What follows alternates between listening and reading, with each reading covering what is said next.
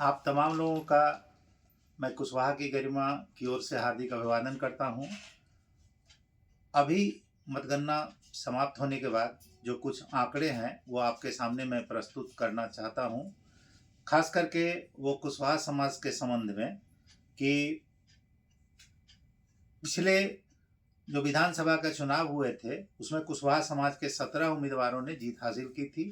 इस बार 26 उम्मीदवारों ने जीत हासिल की है, जिसमें एनडीए की ओर से 20 उम्मीदवार चुनाव जीतने में सफल हुए हैं और महागठबंधन की ओर से 6 उम्मीदवारों ने चुनाव में जीत हासिल की है, जिसमें जनता दल यू की ओर से 11, पिछले आम चुनाव में विधानसभा के आम चुनाव में 4 लोगों ने जीत हासिल की थी। बीजेपी की ओर से इस बार 6 उम्मीदवारों ने जीत हासिल की है और पिछले विधानसभा के चुनाव में 3 उम्मीदवारों ने जीत हासिल की थी।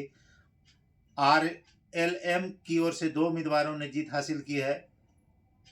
आरजेडी की ओर से 3 उम्मीदवारों ने इस बार जीत हासिल की है। पिछले विधानसभा के चुनाव में 1 उम्मीदवार जीते थे। एलजेपी की ओर से 1 उम्मीदवार ने जीत हासिल की है। माले की ओर से 1 उम्मीदवार जीते हैं और पिछले विधानसभा के चुनाव में 4 उम्मीदवार जीते थे।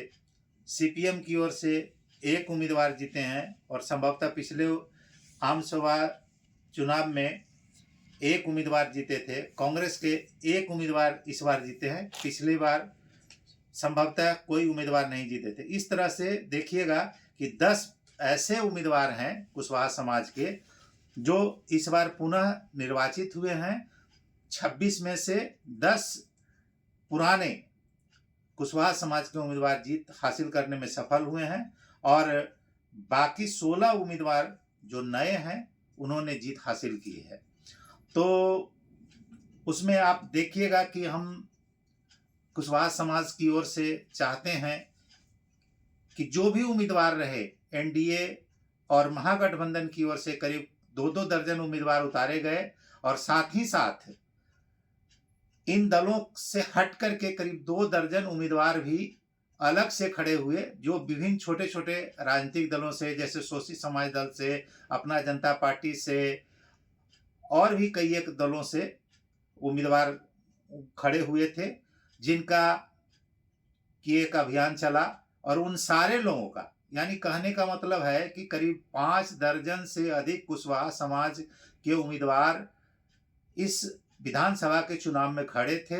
हम लोगों का एक सोच है कि जीते हुए उम्मीदवार और हारे हुए उम्मीदवार सारे लोगों को बुला करके पटना में एक मीटिंग किया जाना चाहिए और जीते हुए लोगों को सम्मानित के साथ साथ हारे हुए लोगों के भी हौसला अफजाई के लिए हम लोगों को तैयारी करनी चाहिए और तभी हमारा कुशवाहा समाज संगठित होगा, मजबूती से राजनीतिक कदम बढ़ाने में सक्षम होगा।